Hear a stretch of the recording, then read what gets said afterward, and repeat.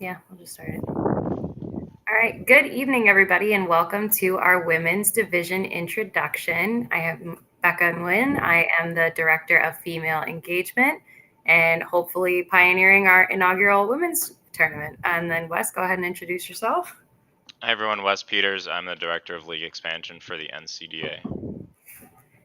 We thought, based as a Director of League Expansion and Director of Female Engagement, we wanted to hold this meeting just to kind of talk over why it's going to be so important to have a women's division, the decision factors behind it all, and then recruitment and retention strategies for women to be able to develop this and what our eventual outlook for this league will look like.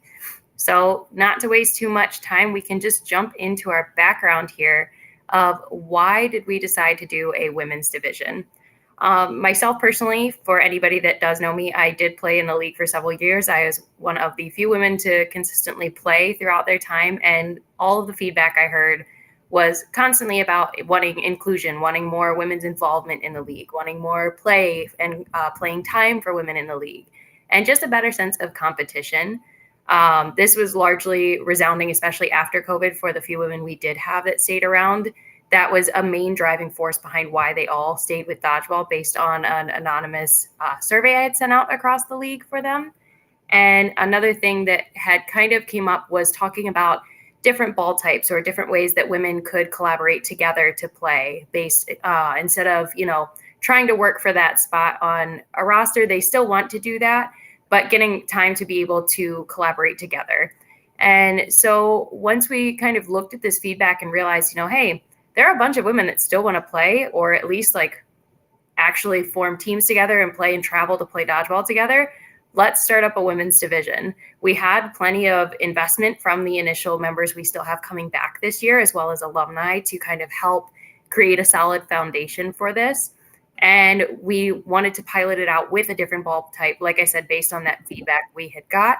So we're looking to use those Nosting Balls, but at the same time, still keep it that the women can play on each team. We know that there are women that still have starting spots in their respective colleges, and we don't want them to feel like they have to choose between one or the other.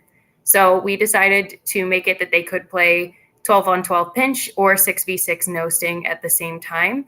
Just with the whole idea and the kind of summing up point of this is expanding dodgeball as a whole. So, Wes, if you wanted to talk about what you feel that is from a recruitment side. No, absolutely. And just first, like anecdotally, once we put the post up on Friday to kind of formally roll this out and announce that it was happening, I had some friends who were women that played in the league from long ago. I think even Becca maybe preceded you, perhaps, that were saying like it's about damn time, right? So to echo that point, it's frankly just long overdue, in my opinion, that we made this happen. But anyway, speaking from my perspective as the director of league expansion, I just think it's great for league growth and in expansion overall. It gives women a spot on the roster, their own team, their own division, um, a bigger say on a lot of teams. It gives teams more incentive to recruit women specifically, right? And I know we'll get to some of those points in a bit. I don't want to like double dip too much, but something to play for. A lot of women didn't have much to play for if they weren't getting playing time on their teams. And so now this leads straight into a second national championship opportunity for clubs. So that's I think that's all the incentive really you need to get is to get another winning team up on the board. And not to mention, from my position, it helps recruiting. Having the ability and having a league or a division specifically for women allows us to market the sport in the league specifically to women. Before, it was kind of like, I'm sure everyone's had the experience of, you'll be at your recruiting fair or whatever, and you'll have women walk by the table and you'll be like, hey, you want to come play dodgeball? And they'll give you like kind of that like courtesy laugh, like, ah ha ha, good joke, thanks. But now you have something to market to. And so I think it's just going to be a win-win for every club around the league and for new clubs that we'll have in the future. I agree. And just kind of to echo one point that you had said there, this allows women the chance to establish really firm roots within the NCDA and within dodgeball as a whole for the sport, because there's a lot more of a fertile landscape and opportunity for them to grow and prosper, having their own league that they can flourish in versus, working through adversities that we have seen in the past on teams, like you had said. It's about time. There's been a lot of hard work for women to try and solidify their spot or be seen as, respected or equal on certain teams that, and I don't want that to sound like as a call out to anybody, just in previous forms of the league, it's been hard for women to establish themselves. And this really gives them that great, solid basis to just kind of catapult them into new heights.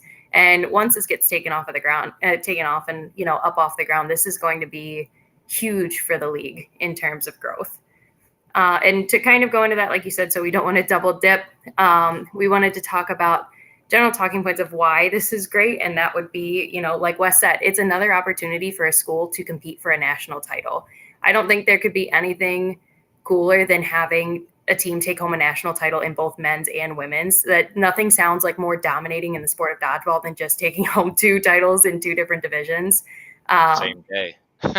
Same day too. And then you can also have, you still have a solid basis at this point. Now it'll be a larger, more competitive field for those All-American spots. Once you get this league up and running, you'll have a very huge legitimized field to choose from players for. And it gives that much more respect and credibility to what you're doing. Wes, is there anything you wanted to add to that? No, I don't want to double, like you said. Let's move on to the next topic. We've got a lot to cover, so. We do. All right. Now, a lot of you may have heard that this announcement came about with the establishment of our first tournament that we're looking to hold. So if you have not heard already, the goal, and it is happening, is we are hosting our first women's tournament this fall. The goal is late September to mid-October, and we are narrowed down to 2 schools to keep it more of a central location. So we are narrowed down to Bowling Green or Akron. We'll be working with these schools closely just to kind of finalize everything. And as soon as we have everything up and running, we're hoping to have it done by around the time of fall recruitment. That way you and your teams can have the most time possible to be able to recruit as many women as possible and develop them. At the same time, too, on a recruitment standpoint, and I know Wes will probably talk about this is also just a great tournament for early recruits in general to play in 12v12 pinch. So what we're looking at for the general structure is it's going to be a women's 6v6 tournament run concurrently with 12v12 pinch. For the schools that don't have 6 women that can play in one team on their own, no worries. We're not going to tell you can't come. The goal is to have as many women as possible at this tournament. So we'll have blended teams together of schools, and we can work out logistics of how to blend those teams beforehand. That way, we have a solid set schedule going in so the women know who they're playing with, what other schools they're on a team with, and can actually work through something together. We're willing to open up to women alumni to help come and ref or network or coach. And depending on, student interest as well, maybe we can get the women alumni into a game just to help with teaching aspects, as we know most of these women are going to be new and it's a new ball type. Wes, do you have anything you wanted to say about recruitment with that? I think it's, like you touched on at the beginning, it's a really good thing to have planned earlier in the year for schools to prepare for as they go to their fall recruiting fair, as they're hanging flyers, as those first practices start, to know. And when you have women show up at your booth, you have women show up at your practices, like, hey, stick around, we have a tournament coming up. This isn't just rubber 8.5 anymore. We have a division and a tournament early to speak to for you guys to prepare for. Now I know there will be some logistical challenges starting a women's team simultaneously with the standard pinch team. Like, for instance, UC is going to struggle with court space. We only get 1 court, so that's a logistical thing that we're talking through and having to figure out. And we know those challenges aren't lost on you guys, but the bigger goal, not to get too much on a tangent with that, but the bigger goal is to have you guys prepared and ready to go to recruit women. And I think this early tournament is going to be very beneficial. And not only that, Becca, I don't want to steal too much of your thunder, but this isn't the only tournament that we have in the works for women specifically for this year. We do want to have a second one in the fall as well. And then obviously leading, not to jump too far ahead, looking at nationals. So this isn't just a one-off thing. I want it to be very clear here. This is a long-term, league-wide, year-round investment from the NCDA. Correct. And no thunder stolen at all. I would gladly hammer that home. This is going to be a reoccurring thing, and we definitely want to get a second tournament in the works. We just want something early that you can have tangibly to tell those recruits that show up. It's so much better when a recruit walks up and says, when's your first tournament? Instead of saying, I don't know, you can say, oh, we're playing last weekend of September at Bowling Green or the first weekend of October in Akron. You can actually give them something to look forward to that's going to make them want to stay if they like the club and are interested. But to kind of segue on that court time that you had touched on, Wes, and kind of dive into our resources here, we know that every club is going to have their own unique challenges with starting this. So we want to make sure that we have the best resources or resource guides possible for you to utilize. And we want to start that out by saying that we are here for you all as well. If you need help working through court availabilities or like contacts with things about getting court times or how to structure your practices around that so that it's not having the women sit around and wait or trying to figure out who gets the court when, we are gladly here to be a tool for that. We can definitely help set something up with you all.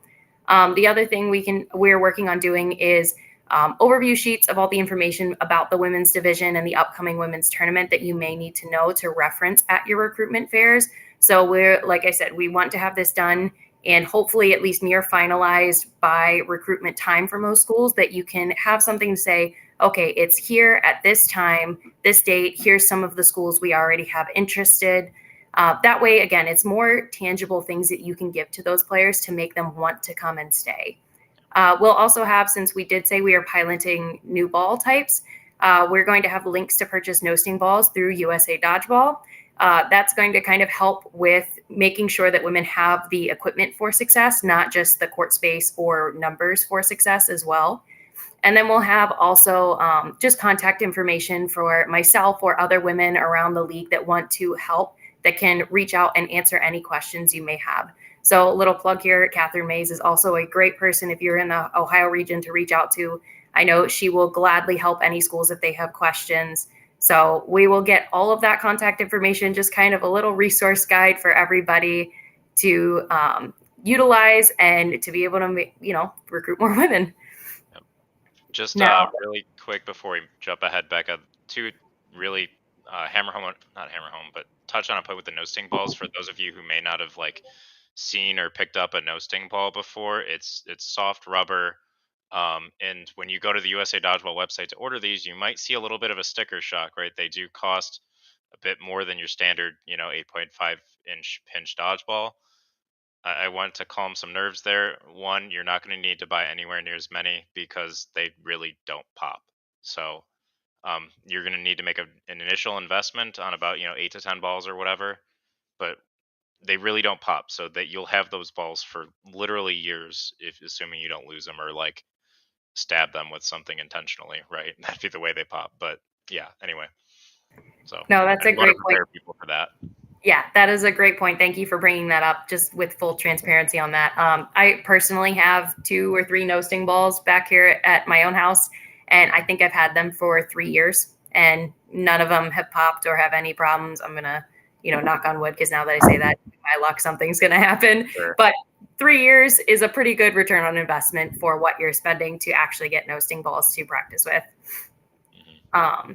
Going into that, though, since we did talk about how we'll have resource guides up for teams to use, we also want to talk about strategies to be able to implement to recruit women into your team. We know that for certain women or certain schools, it may be more intimidating for women to approach them if they don't see any women currently in their club or on their roster.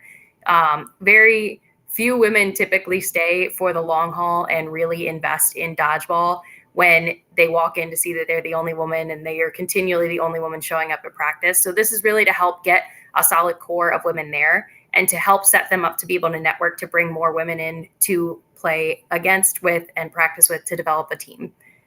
So again, like we had said earlier, we really just want to hammer home this point too. It is going to be a separate national title. So the same as 12v12. You're still going to have, your women's NCDA champions. You're still going to have, for example, like we said earlier, an absolutely dominating performance to say men's and women's national champions. You can set up, captain and assistant captain positions the same as 12v12 pinch. That way you have a leader on the team that can go to. That doesn't mean that they're solely on their own as a captain or assistant captain. Still let them know that you'll be working with them to help set that team up. We don't want you to think that you're just going to recruit these women and send them on their way, that's just not setting up a recipe for success there. We want you to be able to let them know that you can work with them to help them through any initial challenges or recruitment barriers they may have. Sometimes it's just great. Let's say you have 3 women on your team and they're struggling. They want to go out and recruit some women. Go with them, figure out what they want to talk about, help set up these points, work through them, work through those points while you're out talking to other women to get them there. Show them that you're as invested in them as the women in dodgeball have been invested in their own teams. And again, just to reiterate, there is no boundary of play for this women's league. We still know there are women with plenty of starting spots or roster spots for their own teams right now. We don't want them to feel like they're losing that at all or have to choose. So you can play on both. We currently do not have any restrictions on that. And again, like we had said earlier as well, same thing you would to any other guys you'd approach in a recruitment fair. You still get All-American rankings. You can still get team gear for the schools that offer team gear. You can still have just a full competitive club mentality. We don't want people to think, this is just a lackadaisical effort going into this. This is very much so a full investment for the league. Yeah, no, absolutely. And to expand upon like you mentioned the All-American and competitive standings, right? And a national championship, your own bracket, your own like at nationals, everything like that. But it's more content as well. Like, yeah, there's an All-American team, but like once we get enough, a stable core group of women and on each club, you can expect all region rankings, just more articles written, more women writing articles. Frankly, that's something that we've desperately lacked on our content team for years now, is women writing specific content and providing content for the league for other women. Aside from the Catherine series that we've had going this particularly over the summer, it's just more everything that you can expect going forward. To Becca's point, it's a full commitment from the league. Yes. And again, to kind of go off of that point, Wes was just talking about content. No matter what division the content covers, more exposure for the league is a bigger benefit for the league. You can't really grow your foundation without having somewhere to show that foundation, to be like, hey, come support us. And if you don't have content, you have nothing to show.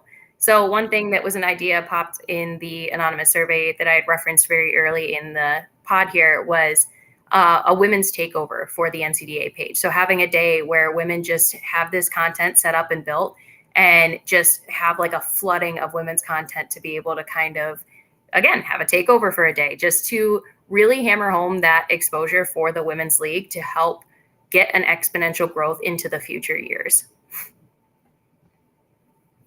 And with that, speaking of future years, we do have some so we do have some hopeful long-term outlooks. Wes, if you wanted to take this one just to start. Sure.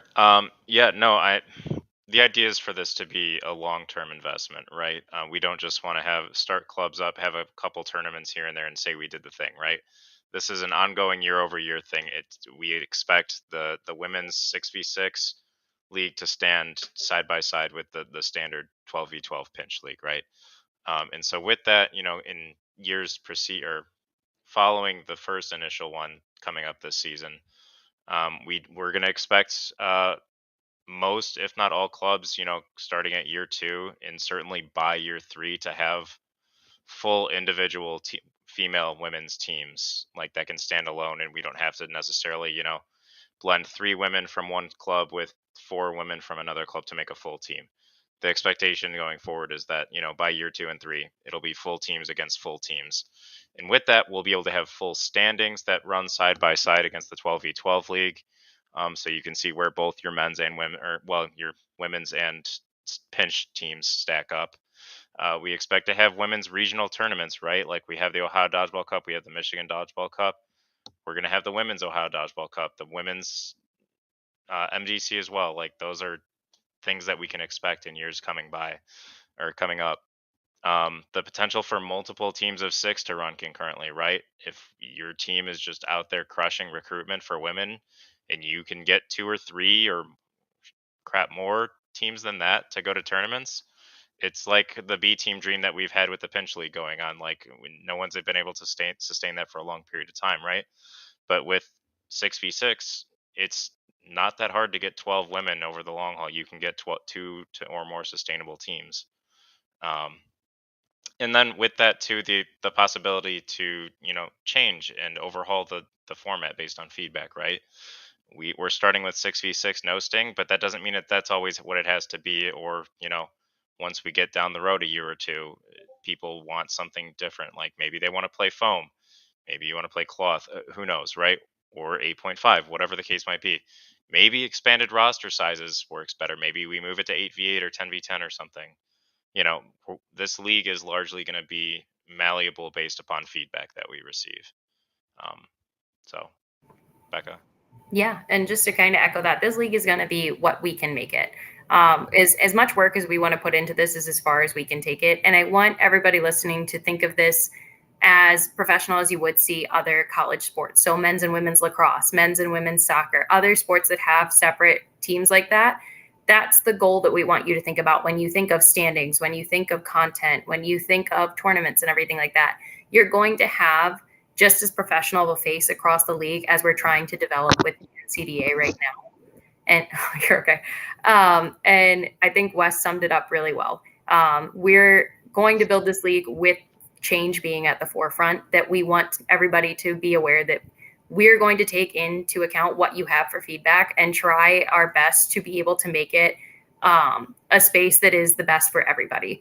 We don't want you to feel like we're running this and not listening to your initial feedbacks. The whole point is to make this with our players and athletes in mind and what they would like to see.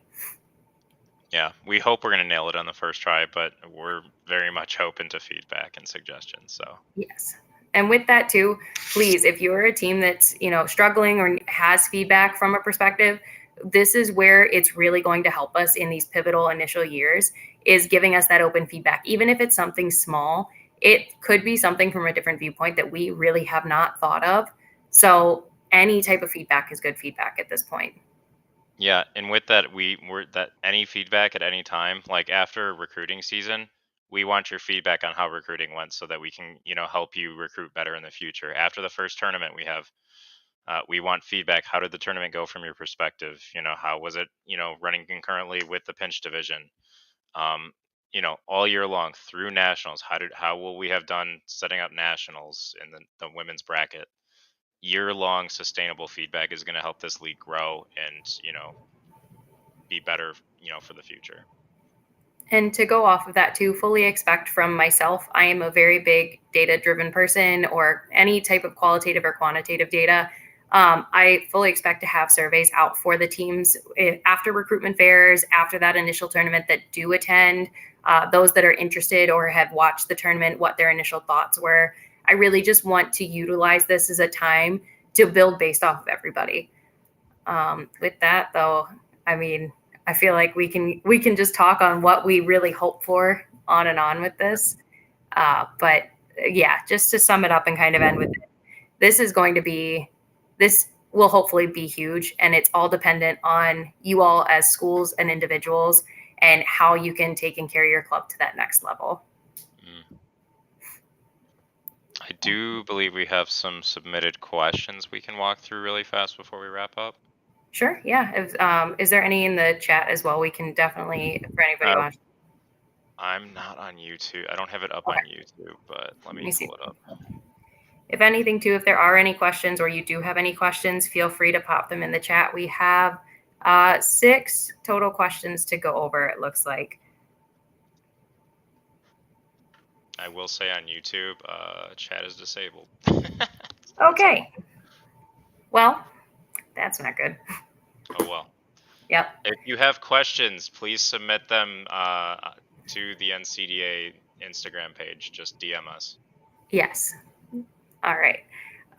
Going off with our first question, why should teams recruit women? I feel like this kind of is a summation of everything we've been saying this whole time. I mean, you're building your school for another chance at a national title, but at the same time, because women do not have any restrictions between which team they can play for, you're also just recruiting members for your own team as well. And this is one thing for anybody that did attend or watch the leadership conference that I talked about. Women athletes and female athletes are just as valuable as male counterparts in their sport. and typically have the ones that do stay for 12v12 pinch have such a deep sense of dedication to their teams. One thing I pulled just as a little evidence, 2/3 of the women that are currently in the league that responded to the survey or alumni ended up running for captain or higher up e-board positions. And out of those, 40% of the women that had responded ended up being a captain position for their team because they wanted to step into leadership to help push their team further and to build more women's involvement within their specific club. So you're really getting a huge valuable asset to your team by recruiting women. Should teams look into creating a women's dodgeball club at their university? I mean, yes, creating a women's team, it's, as we've been talking here, is nothing but good things for your team and nothing but good things for your school at this point. And again, if you have any problems or initial issues or roadblocks with that, we are more than open and here to help you navigate those to make sure that we can set you up for success. Yep. I will say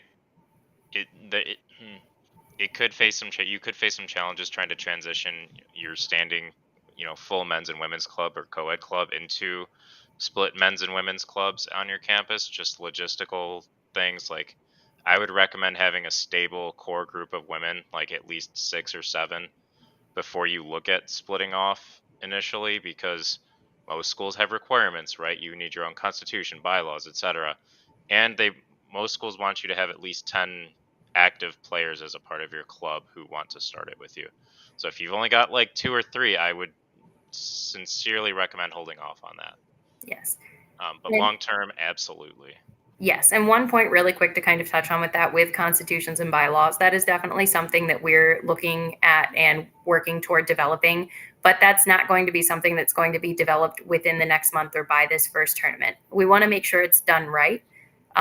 So we don't want to rush it just to get it done by this first tournament for the few schools that may have a full roster of women to be able to look at branching off and competing. We want to make sure that you have that great core foundation to give to your club and say, hey, this is what we have. We definitely are capable of branching off into our own women's club. Here's our constitution. Here's our bylaws. Here's everything. That way it's a very professional upfront proposal to your school. And with that, what I guess in that vein, to branch off a little bit before you think about necessarily branching into a men's and a women's from co-ed, encourage interested women on your team to take leadership and captain's positions. The stat that Becca just read, like women's involvement in your clubs, is already proving invaluable for women who run. So giving them not only a team to play on, you're going to have more women in your club. Encourage them to run for those captains, those presidents, treasurers, etc. positions, because they will, and they will do a damn good job, and your club will be much better off for it. I promise you. Yep. There's nothing I can add to that. That was very well said. Thank you. Can other schools host women's tournaments? Short answer is yes. Yes, you can. This first initial tournament that we're looking at in October or September, we're putting that on the league with, in conjunction with the host school. But if things are going really well and you regionally in a different region, especially let's say the East Coast or the Midway region or in the South, want to host your own women's tournament or host women's matches concurrently along with pinch matches, feel free. You do not need our love and support or blessing to go and do that, right? Please, if you can wrangle up the interest and get it going on your own, feel free. Yeah. And if you do have any questions about running that initial women's tournament, let's say there's just some hesitancies, please reach out to me. I will gladly help create any types of schedules, formats, answer any questions your club may have about players, eligibility, different things along that way, just to make sure that everything is covered to have a smooth tournament. Would tournaments ever be the same day as pinch, and how would timing look? Yes. So our first tournament is going to be run concurrently with pinch. However, we know that there, again, like we've said multiple times throughout this, there are women that still have starting spots and roster spots that will most likely be coming and attending. We want to be able, and it will be a little bit more tedious of a task, but I am more than willing to sit down and make sure that there are times that the women can go play with their pinch rosters and then come back and play Nosting, so that you're not kind of strong-armed into choosing between one or the other, to make sure that you are actually having a part in both teams. Will it be structured like a normal tournament or free agent style? So that meaning by school or by individual player signups, meaning the tournament. I guess it's going to be a little bit of both. I mean, schools can sign up if you have a group of women. They're most likely going to want to play together. If they want to play separately, we can look into blending the teams further by that. But for now, the goal is looking at just having schools blend together. However, there are schools that just have one woman that's on their roster. For example, like right now or last year, if we would have done this, since he had Casey, and Casey would still be representing Cincy, but Casey would just be an individual player that is blending in with that roster. So it's a bit of a hybrid. I think we have one more question, and that is there a place where you can find the rules for the women's division? Yeah, so we do have a 6v6 format that we had from a few years ago. We're currently in the process of just tweaking those rules to make sure they fit the current NCDA style. As we know, at the end of the year for all the captains, we do have votes for rule changes and proposals.